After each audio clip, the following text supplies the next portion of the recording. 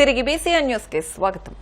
Tulluru DSP మురళీకృష్ణపై మాజీ మంత్రి పేర్ని నాని తీవ్ర విమర్శలు గుప్పించారు. గుంటూరు జిల్లా జైల్లో ఉన్న వైసీపీ సోషల్ మీడియా కార్యకర్తలు పరామర్శించిన అనంతరం ఆయన మాట్లాడుతూ ప్రస్తుతం జైల్లో ఉన్న కార్యకర్తల పట్ల దారుణంగా వ్యవహరించారని అన్నారు. లాలాపేట పోలీసుల కస్టడీలో ఉన్నప్పుడు డీఎస్పీ మురళీకృష్ణ పోలీస్ స్టేషన్కు వచ్చి బూటకాలతో తన్నాడని, మాజీ సీఎం జగన్మోహన్ రెడ్డి కులం పేరుతో దూషించినట్లు కార్యకర్తలు తనకు చెప్పుకుని వాపోయారని అన్నారు. లాలాపేట పోలీస్ స్టేషన్లో ముద్దాయిలను కూర్చోబెడితే అక్కడి నుంచి తుళ్లూరు డీఎస్పీ ఆ స్టేషన్కి వచ్చి తన్ని జగన్మోహన్ రెడ్డి గారిని పచ్చి దుర్భాషలాడుతూ వీళ్ళని తిడుతూ కులం పేరుతో తిడుతూ అంటే పోలీసులు ఏ రకంగా దిగజారి ప్రవర్తిస్తున్నారో మనం ఒకసారి గమనించమని ప్రజలందరినీ కూడా కోరుకుంటున్నాను, ఈ ప్రపంచాన్ని కోరుకుంటున్నాను. నిన్న చూసాం, ఆయన గోత్రికుడు అనుకుంటా, ఒక పోలీస్ ఆఫీసర్ గారు ఆయన చెప్తున్నాడు, ఈనాడు రాంబాబు అని కూడా చెప్పారు, అరబ్ దేశాల్లో అయితే అవి చేసేవాళ్ళు ఇవి చేసేవాళ్ళు అని. చాలా దేశాల్లో కడప పోలీసులు చేసినట్టు చేస్తే ఈ పాటికి మిమ్మల్ని అందరినీ ఉరేసేవాళ్ళు. చాలా దేశాల్లో తప్పుడు కేసులు పెట్టి చట్ట వ్యతిరేకంగా అరెస్టులు చేసి కోర్టుకు తీసుకురాకుండా కొడుతూ అంటే బొయ్యిలు ఇరిగేట్టుగా కొట్టి మీరు ముసుగులేసి తీసుకొస్తే కనుక ఈ సోషల్ మీడియా కేసులకి చాలా దేశాల్లో ఉరిశిక్షలు వేసే చట్టాలు కూడా ఉన్నాయి. మరి ఇట్లాంటి వాళ్ళు ఉరి కూడా వేసేవాళ్ళు కదా, అది కూడా నేర్చుకోవాలి కదా. అరబ్ దేశమే కాదు, ఈ దేశాలు కూడా వెళ్ళి రావాలి. డిఐజీ గారు ఆయన చెప్తాడు పురాణాలు.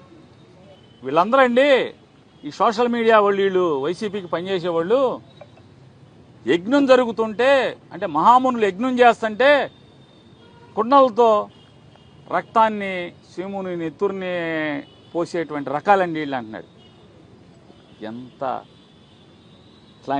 ఎంత ఫీల్ అయిపోతున్నాడు. గోత్రికుడు కదా, ఎవరు యజ్ఞం చేస్తున్నారు, ఏం యజ్ఞం చేస్తున్నారు, ఎవడ విషం పోస్తున్నారు. చంద్రబాబు నాయుడు పచ్చి దగాగా మోసం చేస్తుంటే నిన్న బడ్జెట్ పెడితే బడ్జెట్లో రాగి కానీ దేనికి ఇవ్వలేదు. ఆయన చెప్పిన హామీలకి సూపర్ 6 అని ఒకటి చెప్పి ఓట్లు అడిగాడు. షణ్ముఖ వ్యూహాన్ని ఇంకోటి ఓట్లు అడిగాడు. అంటమే కానీ షణ్ముఖ వ్యూహం అంటమే కానీ ఈ 6 హామీలకి మరి ఇక్కడ అసెంబ్లీలో కూడా అనాలిగా డబ్బులు పెట్టలేదండి చంద్రబాబు నాయుడు మన షణ్ముఖ వ్యూహానికి అని చెప్పని. మరి వాళ్ళు దగా మోసం చేస్తుంటే అది యజ్ఞంగా కనపడుతుంది మన డిఐజీ గారికి. సంపద సృష్టిస్తానని చెప్పని జనాల్ని మోసం చేసి ఓటు వేసుకుని వచ్చి ఇప్పటికీ 50,000 కోట్లు అప్పు చేశాడు. ఇంకా 4 నెలలు పూర్తవలా, ఈ 4 నెలలు పూర్తవకుండా 50,000 కోట్లు అప్పులు చేశాడు. మీరు ప్రమాణం చేసి వచ్చారు కదా, మీరు ఉద్యోగం ట్రైనింగ్ అయిపోయాక 3 సింహాల మీద ప్రమాణం చేసి వచ్చారు కదా. ప్రమాణం చేసి ఏం చెప్పారు? చట్టాన్ని న్యాయాన్ని సమపాళ్ళలో కాపాడుతామని చెప్పి ధర్మాన్ని 4 పాదాలు నడిపిస్తామని ప్రమాణం చేసి వచ్చి ఇవాళ ఏం చేస్తున్నారు? కొన్ని రాజకీయ పార్టీలకి తొత్తుగా వ్యవహరిస్తుంటే కొంతమంది ఎవరెవరైతే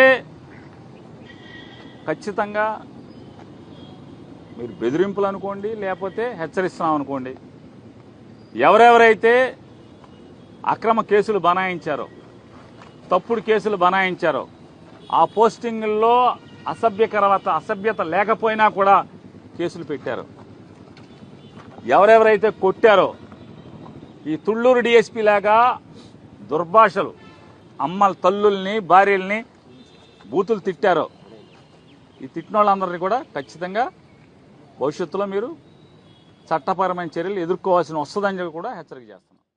ఎస్టీయూ ప్రజాస్వామికవాదులు, ప్రభుత్వ ఉద్యోగులు బలపరిచిన ఉమ్మడి ఉభయ గోదావరి జిల్లాల ఉపాధ్యాయ ఎమ్మెల్సీ అభ్యర్థి గంధం నారాయణరావు తన నామినేషన్ దాఖలు చేశారు. బుధవారం కాకినాడ కలెక్టరేట్లో ఎన్నికల రిటర్నింగ్ అధికారి కలెక్టర్ షణ్మోహన్ సగిలికి గంధం నారాయణరావు తన నామినేషన్ పత్రాలను సమర్పించారు.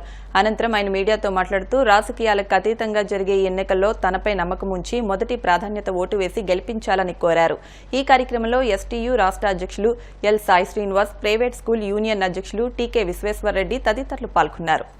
గంధం నారాయణరావు అండి, ఉభయ గోదావరి జిల్లా టీచర్స్ ఉప ఎన్నికకి నామినేషన్ వేసి ఉన్నాను. ఇప్పుడే రాబోయేటువంటి నన్ను గెలిపించినట్టయితే మా అధ్యాపక సంఘాలు, ఉపాధ్యాయ సంఘాలు అందరూ కూడా వారి యొక్క సమస్యలకి అన్ని విధాల కృషి చేస్తానని చెప్పి హామీ ఇస్తూ గవర్నమెంట్లోనే పనిచేస్తున్నాను 34.5 సంవత్సరాలు.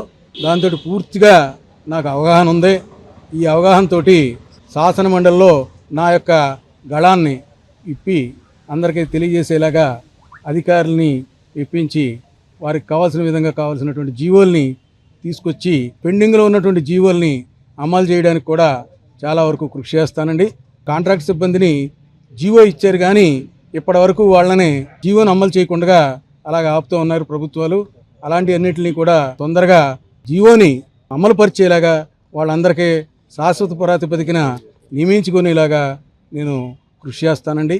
ఈ టీచర్స్ విషయంలో మున్సిపల్ టీచర్లు చూసుకున్నట్టయితే వాళ్ళకి పిఎఫ్ అటువంటి సౌకర్యాలు లేవు.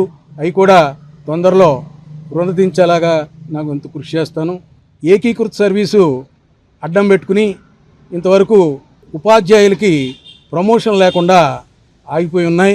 వాటికి బదులుగా జడ్పీ స్థానంలో జూనియర్ కాలేజీని స్థాపించి జడ్పీ జూనియర్ కాలేజీల్లోకి +2 బదులుగా జడ్పీ జూనియర్ కాలేజీలని స్థాపించినట్టయితే వాటిల్లో ఎక్కువ మంది లెక్చరర్స్గా ప్రమోషన్లు వస్తాయి.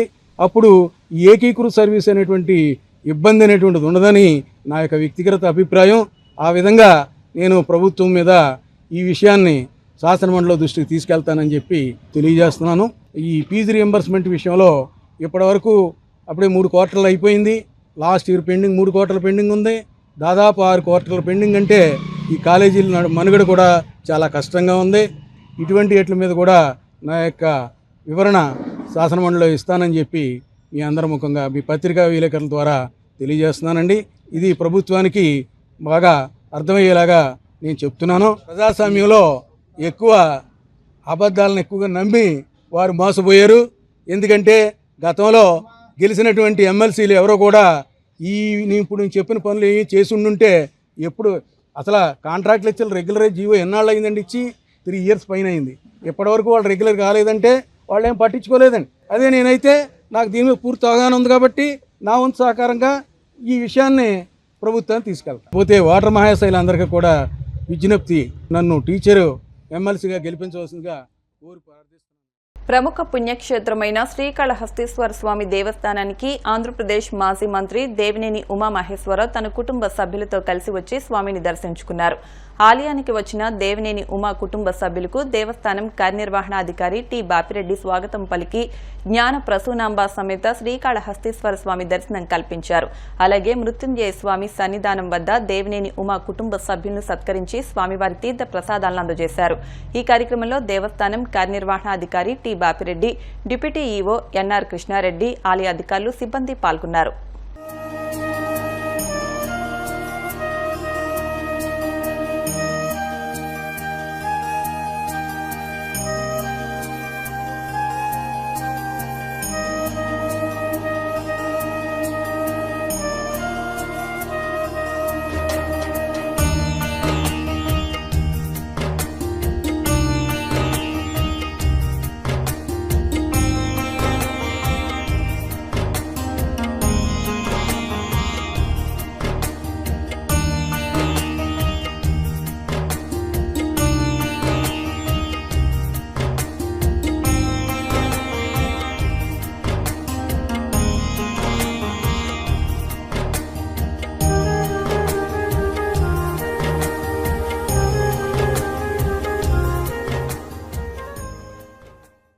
ప్రాణాపాయంలో ఉన్న రోగులను ఆసుపత్రికి తరలించే ఓ అంబులెన్స్ నడి రోడ్డు మీద పేలిపోయింది. ఎమర్జెన్సీ కోసం అందులో అమర్చిన ఆక్సిజన్ సిలిండర్ పేలడంతో వాహనం తుక్కుతుక్కుగా మారింది. బాంబు దాడి జరిగినట్లు భారీ శబ్దంతో పేలుడు సంభవించింది. మహారాష్ట్రలోని జల్గావ్ జిల్లాలో బుధవారం సాయంత్రం ఈ ఘటన చోటు చేసుకుంది. జల్గావ్ జిల్లాలోని దాదావాడి ప్రాంతానికి చెందిన ఓ గర్భిణికి పురిటి నొప్పులు రావడంతో కుటుంబ సభ్యులు అంబులెన్స్ కు ఫోన్ చేశారు. మార్గ మధ్యలో అంబులెన్స్ ఇంజిన్ నుంచి పొగలు రావడంతో డ్రైవర్ అప్రమత్తమయ్యాడు.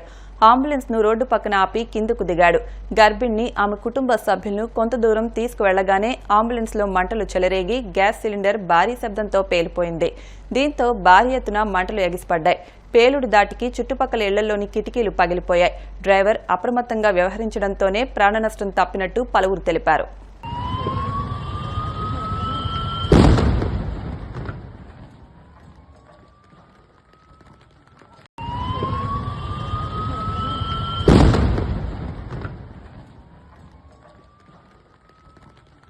వార్తలు ముగించే ముందు ముఖ్యాంశాలు మరొకసారి.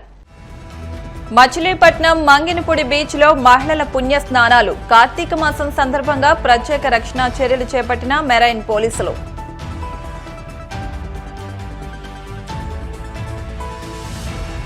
మద్యం లైసెన్స్ పొందిన వ్యాపారులు బెల్ట్ షాపులు నిర్వహించొద్దు. నిబంధనలు అతిక్రమిస్తే చర్యలు తప్పవన్న గుంటూరు జిల్లా ఎక్సైజ్ డిప్యూటీ కమిషనర్ శ్రీనివాసరావు.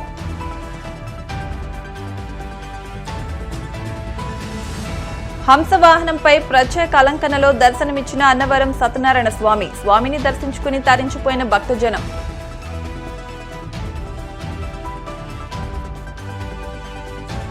మహారాష్ట్రలోని జల్గావ్ జిల్లాలో నడి రోడ్డుపై పేరిన అంబులెన్స్. అప్రమత్తమై గర్భిణిని కాపాడిన డ్రైవర్. ఈ వార్తలు ఇంతటితో సమాప్తం. మరిన్ని వార్తల కోసం BCN digital YouTube channel, Facebook page ని ఫాలో అవ్వండి. అప్డేట్ వార్తల కోసం ప్లీజ్ సబ్స్క్రైబ్.